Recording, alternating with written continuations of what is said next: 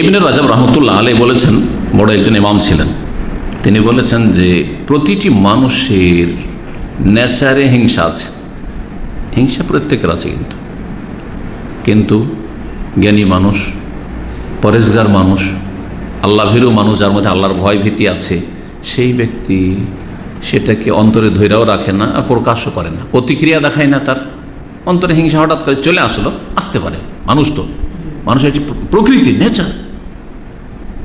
আপনার কোম্পানিতে চিন্তা করেন, আপনি যতই পরেজগার লোক হন, আপনার কলিগ আপনার মতোই কাজ করছে, ওকে যদি একটা ভালো কিছু দিয়ে দেয়, আপনার চাইতে বেশি কি ওপর পোস্টে চলে গেল, তাকে দিল সুপারভাইজার, ফোরম্যান বানিয়ে, আপনি এখনো হইতে পারেন।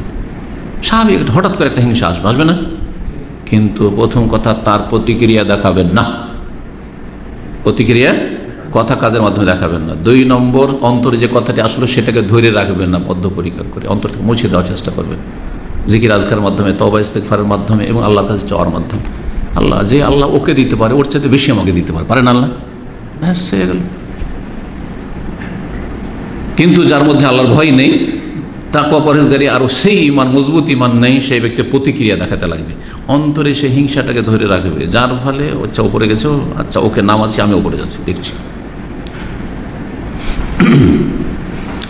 বলছে মারকুজুল ফিতে বাইল বাশার, মানুষের প্রকৃতিতে এটা সৃষ্টিগতভাবে এই হিংসা রাখা আছে, যে কেউ ওপরে গেলে সেটা মানুষকে খারাপ লাগে, আমার উপরে কেন সে গেল, আমার থেকে সিনিয়র কেন সে হইল।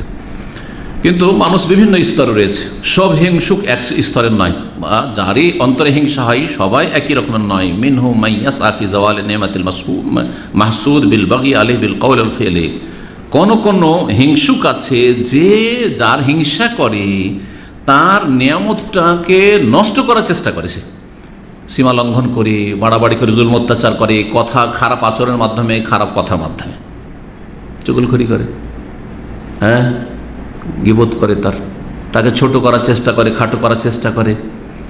তার ভালো ভালো দিক আছে, কিন্তু প্রশংসা জীবনে একটা প্রশংসা করবে না। কি যেন প্রশংসা করছেন না, ভালো মানুষের ভালো প্রশংসা করেন, লোকটা ভালো বলেন, কিন্তু আপনি এই ভালো কথা মুখ দিয়ে বলতে পারছেন না, তার মানে আপনি মেনে নিতে পারছেন না। এটা ও কেন ভালো হবে, আমি ভালো, ও ভালো না হোক মানুষের কাছে, আমি ভালো, প্রতিক্রিয়া তাহলে এটা। জি, আর কেউ আছে যে ও কেন পেল, আমি পাই, ওই পোস্টটা সে কেন পেল, আমি হইতাম।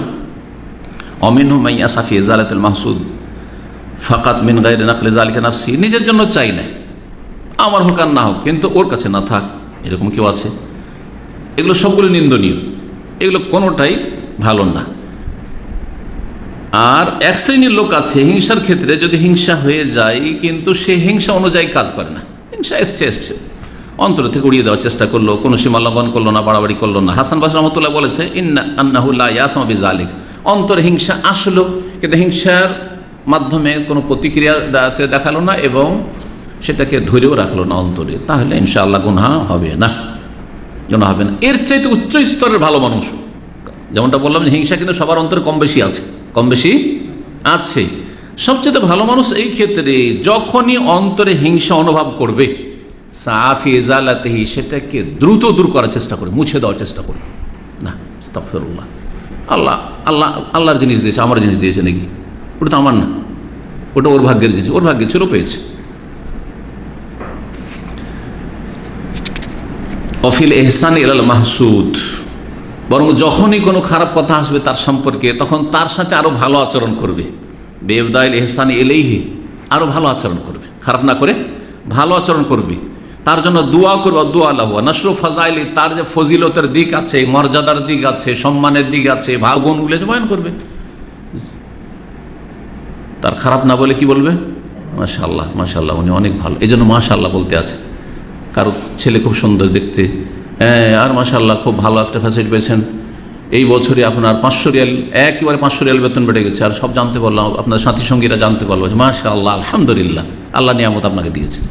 এইভাবে অন্তর থেকে হিংসাটাকে দূর করবে। আমার 5 বছর হয়ে যাচ্ছে, 10টা রিয়াল বাড়ে না, কাজ কেমন নেই, আর একই বছরে 500 রিয়াল, এইরকম না, আলহামদুলিল্লাহ মাশাআল্লাহ, আল্লাহ আরো বরকত দিক আপনার, নিশ্চয়ই আপনার মধ্যে ভালো গুণ আছে, সেই জন্য আল্লাহ আপনাকে বাড়িয়েছে, বা কোম্পানি আপনাকে বাড়িয়েছে, সম্মানিত করেছে। ওয়াফি ইজালাতি মা ওয়াজাদা ফি নাফসি মিনাল হাসাদ, অন্তরে যে হিংসা আছে সেটা দূর করে দেবে। আর যে তার মধ্যে একটা ঘৃণা আসছিল যে বেড়ে গেল কেন, সেটাকে মহব্বতে রূপান্তরিত করবে, ভালোবাসবেন ওকে। যার সম্পর্কে হিংসা হচ্ছে আপনি ভালোবাসেন। আল্লাহ রাব্বুল আলামিন আমাদেরকে তৌফিক দান করেন। কিন্তু এর জন্য এই সম্পর্কে অনেক কথা ওলামা লিখেছেন, এর জন্য হিংসার চিকিৎসা করতে হবে। হিংসার চিকিৎসা করতে হবে ইলমান নাফিয়া, উপকারী এলেম দিয়ে, ও আমালান সালিহান, আর নেক আমল দিয়ে। উপকারী এলেম, হিংসার কুপরিণাম, হিংসা করে ইবলিস শয়তান হয়েছে, আল্লাহর রহমতে বঞ্চিত হয়েছে। আমি ওই দলে যেতে চাই না। আর হিংসা না করলে আল্লাহ ওকে দিয়েছে, ওর চাইতে বেশি আমাকে দিতে পারে। আল্লাহর রহমতের ফজল কর্মের অভাব আছে? কোনো অভাব নেই। জি,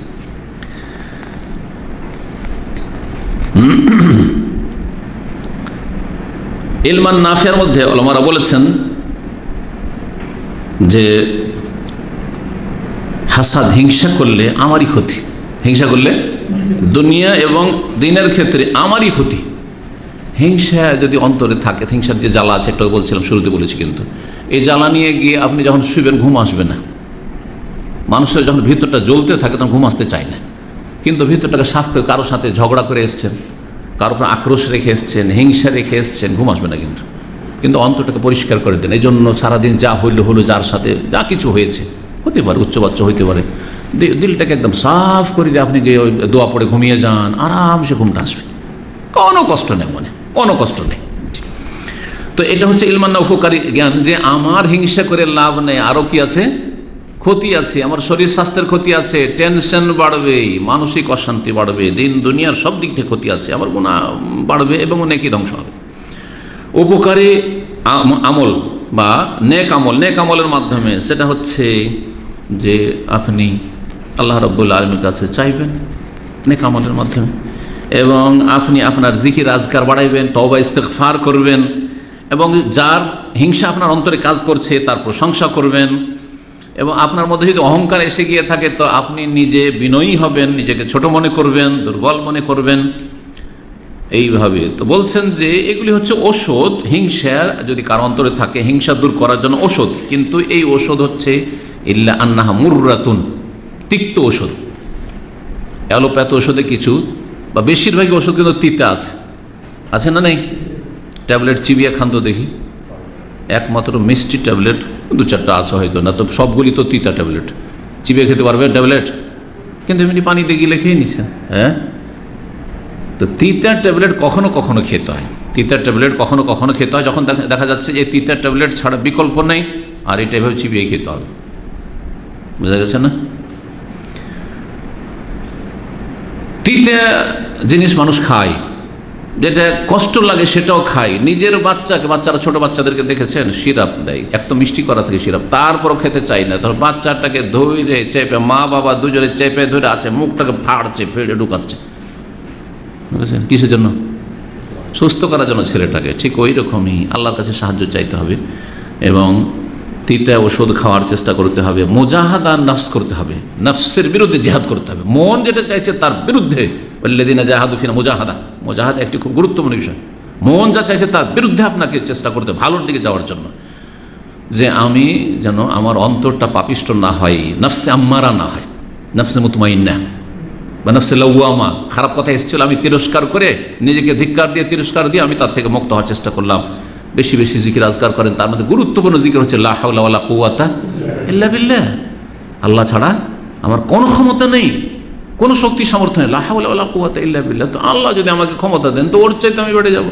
আর যদি নাও বাড়ি তাও শান্তিতে আছে আলহামদুলিল্লাহ, যেখানে আল্লাহর কাছে ওখানে শান্তিতে আছে আমি।